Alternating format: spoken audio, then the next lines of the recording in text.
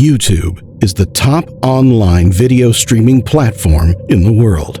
Every day, thousands of videos are uploaded on different topics, ranging from lighthearted to disturbing. Some people, such as those who are discussed on this video, have used YouTube to discuss dark issues.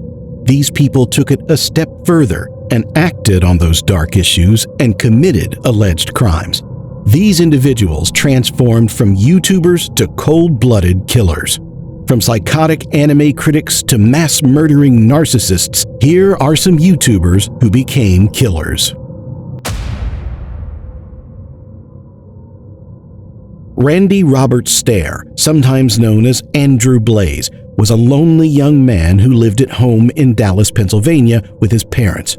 He felt he had no future opportunities because the only work he could find after dropping out of college was at the local grocery store, Weis Markets. In order to prepare for what he would ultimately do on his YouTube channel, as well as other social media profiles and online forums, he kept detailed video journals and recordings on his YouTube account, Pioneer Productions, which he started in 2008. He discussed the personal tragedies that had caused him to become depressed in these uploads, and he also expressed his willingness to end his own life. He also developed an obsession with death and suicide, and he kept fantasizing about dying in a plane crash or jumping from a skyscraper to his death. Look at this very early video he made. Started to grow attached to darker stuff, which it really took off later down the road, but in early high school it just wasn't really there too much. But the thing that really started to push it was when I started doing bad on all my tests and got bad grades and had to get tutored and started to prepare for college and having no idea what I wanted to do. And I wanted to go to Grandma and Pop-Pop's house and get one of their handguns and shoot myself, or completely douse myself with gasoline and light a match and hopefully it would kill me, And it was in 2010 when I really legit started to think about doing it, because I didn't want to go to college. I didn't want to get a job. I didn't want to live on anymore. I just didn't want to do it. He would start to doubt his gender identity as well. The more I wore girl clothes, the more I felt like that was who I was. I felt like I was a girl, and I found out that I was. I was never meant to be a guy. I was just a female soul trapped in a man's body my whole life. As his downward spiral progressed, he would start to describe in detail how he intended to carry out a shooting and why he thought that these killings would enable him to enter an animated universe he had created. Randy also had a disturbing obsession with the Columbine High School shooting and appeared to treat Dylan and Eric as his idols. Short skits and collaborations with other content creators were featured on Randy's YouTube channel, but in 2014 he informed his audience that he would be changing the nature of his content due to several allegedly tragic life events. As a result of his love with the character Amber McLean from the Nickelodeon show Danny Phantom, he made another channel called Ember's Ghost Squad. The night before the shooting, Randy posted his final video, Westboro High Massacre, in which he expressed his hatred for the series creators because, in his opinion, they had wronged him. The video also included an animated scene in which he and one of the members of the Ember's Ghost Squad gunned down into a fictional high school. It concluded with montages of earlier videos that discussed the shooting's true motives. The following day, right before Weis Markets closed, Randy showed up for his late-night shift. Around 11 p.m., Randy entered the staff area in the store's back and blocked one of the store's emergency exits. After that, he carried out his other tasks, including cleaning up from the previous day and restocking the shelves. Randy then went back to the staff area and blocked the other exits before locking the automatic doors at the store's main entrance.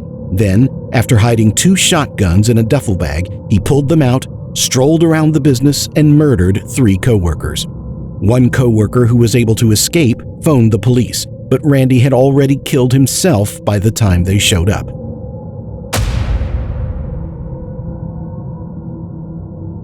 Stanislav Reshetnik, better known online as Stars Replay, was a Russian streamer who posted videos of himself playing video games and gambling online on Twitch and YouTube. He was also known to be a trash streamer, someone who would perform different acts depending on how much someone paid. He lived with his girlfriend, Valentia Gregoria, who would frequently appear on his streams with him. The two did not get along because Reflay would abuse her on camera when paid to do so by his fans. Physical violence was frequently used as part of the abuse. This was worsened by the fact that he regularly became drunk during his streams, making him more inclined to comply with such aggressive demands from his viewers. Reflay was clearly a very dangerous and unstable man, as several of his friends also suffered his abuse live on stream. For whatever reason, Valentia continued living with him, and he briefly continued to abuse both his girlfriend and the rest of his other friends until December 22, 2020, when he finally went too far and committed a truly unforgivable act. Reflay received $1,000 from a viewer to strike Valentia during a live stream. Before compelling her onto the balcony outside their flat, he repeated the action numerous times. Keep in mind that Valentia was just wearing her underwear and that this was during the bitterly cold Russian winter. He said he locked her outside because if she had stayed inside, the flat would have stank since she had, quote, an intestinal problem. He ignored her as she desperately pounded on the door to be allowed back in. Reflay walked outside once the banging outside had stopped after 15 minutes. Carrying Valentia, who had stopped breathing and had no heartbeat, he returned into the frame of the camera. The paramedics were summoned when he said that she, quote, looked like she was dead and tried to revive her. When they arrived, Valentia was pronounced dead at the scene, all while the live stream was still going. Her death was initially attributed to hypothermia, but an autopsy revealed that Valentia had received multiple hits to the head with blunt force. Because Reflay had beaten Valentia in front of the camera, authorities knew he was responsible for her death, and he was detained and charged with her murder, where he could spend up to 15 years in prison. Reflay often altered his tone while waiting for his trial, first expressing regret and stating that he didn't mean it, then claiming that she was under the influence of drugs and would have killed herself anyway. Reflay was given a 6-year prison sentence in April 2021 for purposefully causing great bodily damage that resulted in death. The fact that Reflay voluntarily agreed to kill his girlfriend out of his own greed demonstrates that he is a truly reprehensible human being, even though the person who paid Reflay to beat Valentia could be seen as the real monster in this situation, as well as the rest of his fans for initially tolerating his violent behavior.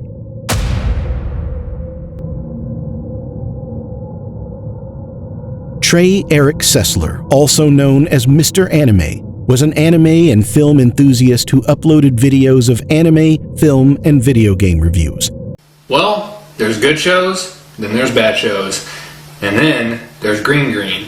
So without further ado, welcome to another episode of Mr. Anime Reviews.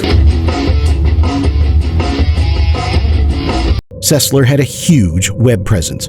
In just 5 years, he accumulated about 3 million subscribers and nearly 500 million views on his channel LensCap Productions. Trey helped to influence some of the greatest names in the anime world and was widely regarded as a very well-known online celebrity. But Trey's choice of topics for his videos took a shockingly darker tone somewhere along the road. Trey began to portray himself as a gun enthusiast. He would sometimes film himself firing various weapons on improvised target ranges. There were instances where he would just shoot random abandoned buildings and start murdering animals and starting little fires. In February 2012, Trey uploaded a video titled "Mr. Anime is Planning Something." In the clip, he announced that he will be taking a 2 or 3 week break from uploading on YouTube to reward himself for his efforts. Well, hi everybody, it's Mr. Anime here, and I'm recording on my MacBook's web camera, and my MacBook's from like 4 years ago, so the web camera's not that great, so you'll have to bear with me. This is just an update video to let you guys know that I'm going to reward myself with probably a 2 or 3 week break coming up here from YouTube videos, anime reviews in particular. I might do some blog stuff. I I want to thank you guys a lot for sticking with me and watching the channel. I got more subscribers than ever. I have more views than ever, and everything is going really good. So I'll probably be putting out some blog videos, like I said, and I hope you enjoy those blog videos. I hope you definitely enjoy those. And the Google AdSense thing has been going great, and I really appreciate you guys clicking on my page. Well, I won't say it, but you guys know what to do. And I'll see you with some blog videos. Thanks for watching my channel. His fans across the world were flabbergasted when they discovered what he was up to. Trey lured his mother into the garage of their home on March 20, 2012, where he shot her 4 times with a shotgun. He then went inside their house and twice shot Mark, his older brother. The same thing happened to his father, who had been awakened by the sound of the gunfire, and he too was shot. After committing the act, Trey wrote on the walls, "Why did I do this? I love my mom, dad, and brother." Early on, it became clear that Trey had a fascination with weapons, but no one ever suspected that he would go on to do the horrible crimes he did. His friends have always referred to him as a very smart and generous man. However, interrogation revealed that he had done what he did to his family to keep them from learning that he planned to target Waller Junior High School with the goal of killing at least 70 people and becoming the most prolific mass murderer in American history. My family is, I would protect them with my life.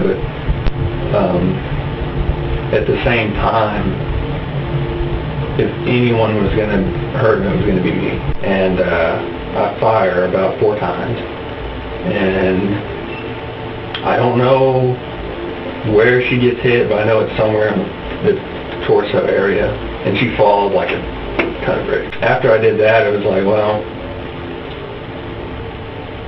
I'm already committed, really.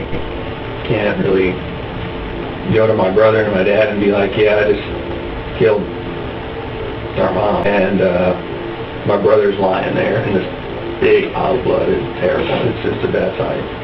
And I was like, okay, I guess I've got him. Or they were the first immediate human targets in my sight.